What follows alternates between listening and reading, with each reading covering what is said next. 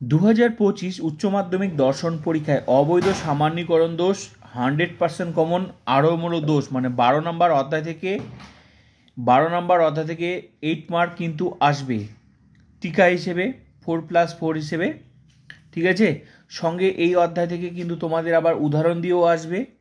তো এই অধ্যায় থেকে যে তোমরা যে টিকাগুলো মুখস্থ করবে সেটা হচ্ছে অবৈধ সামান্যীকরণ দোষ, অপর্যবেক্ষণ দোষ, অবান্তর ঘটনাকে কারণ বলে মনে করার দোষ, সহকার্যকে কারণ অথবা কার্য হিসেবে গ্রহণযোগ্য মন্দবোমা।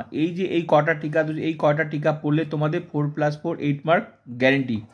তো আমি কিন্তু কমপ্লিট করে দিয়েছি 2025 ফুল টিউশন, এখন যা চলছে সব এক্সট্রা ক্লাস।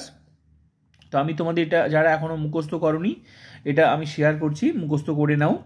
আর তো তাহলে তোমাদের এই 12 নম্বর অধ্যায় থেকে 8 মার্কের আসবে, তারপর মিলের পরীক্ষামূলক পদ্ধতি থেকে আসবে, নিরপেক্ষ ন্যায় থেকে আসবে, তারপর হচ্ছে তোমার অমাধ্যম অনুমান থেকে আসবে 8 মার্ক, তারপর হচ্ছে তোমার বচন অধ্যায় থেকে। তো এই 5টা অধ্যায় থেকে 8 মার্কের 5টা 40, সঙ্গে এমসিকিউ এসিকিউ অধ্যায় ধরে যুক্তি থেকে আরও মূলত 12টা অধ্যায় সম্পূর্ণ টিউশন সাজানো আছে।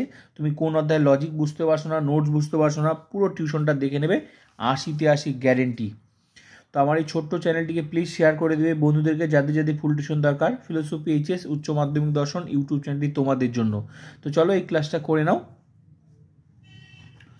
দেখো, অবৈধ সামান্যীকরণ দোষ উত্তর দেখে নাও। কার্যকারণ সম্পর্ক আবিষ্কারের চেষ্টা না করে কেবলমাত্র অবাধ অভিজ্ঞতার উপর নির্ভর করে যদি সিদ্ধান্ত হিসেবে একটি সামান্য বচন প্রতিষ্ঠা করার চেষ্টা করা হয় তাহলে যুক্তিতে যে দোষ ঘটে তাকে অবৈধ সামান্যীকরণ দোষ বলা হয়। ক্লিয়ার?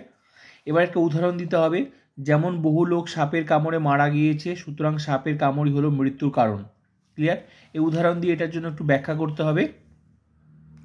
উপরে যুক্তিটিতে অবাধ অভিজ্ঞতার ভিত্তিতে কয়েকটি ক্ষেত্রে সাপের কামড়ে মৃত্যু হওয়া পর্যবেক্ষণ করে কার্যকারণ সম্পর্ক বিচার না করে সিদ্ধান্ত করা হয়েছে যে সাপের কামড়ই মৃত্যুর কারণ।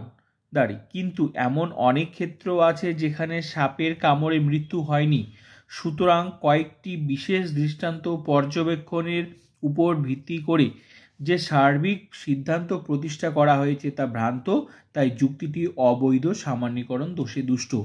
তো এখান থেকে লিখলেই এটা 4 মার্কস, এইভাবে বাকিগুলো পড়বে এই টিকাগুলো, কিন্তু না হলে কিন্তু বিশাল প্রবলেমে পড়বে।